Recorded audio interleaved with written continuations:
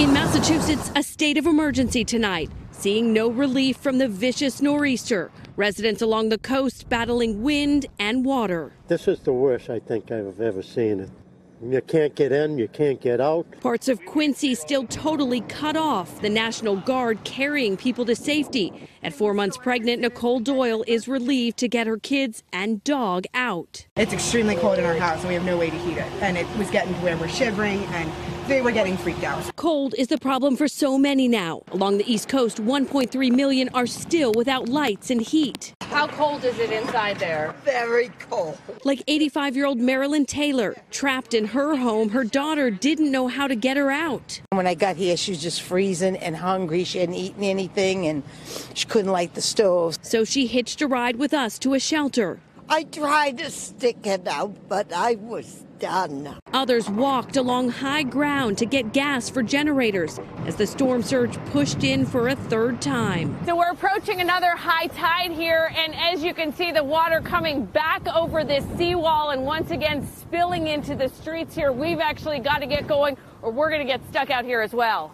At least 8 deaths are now blamed on the storm, largely due to trees crushing homes and cars. The dangerous wind ripping through houses like this one outside Philadelphia, where thankfully no one was injured. In New Jersey, a woman was rescued today by paramedics after a tree fell on her while she was walking her dog.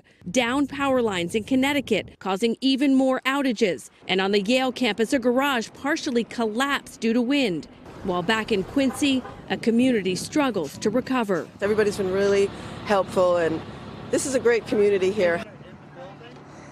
But as you can see, it is still flooded here tonight. We actually did get stuck out here. We've been waiting for most of the day for the tide to go down enough so that we could safely drive out of here because, Jose, that is what happens if you don't wait. And Kristen, you know, a flight that normally takes me 3 hours to get here took more than 12. This storm has had a major impact on travel, and not just for the Northeast.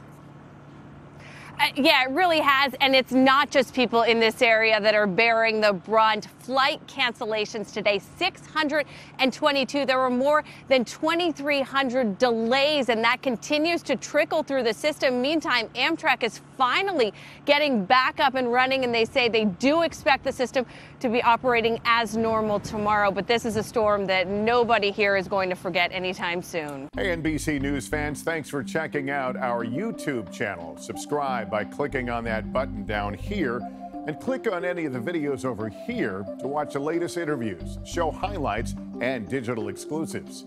Thanks for watching.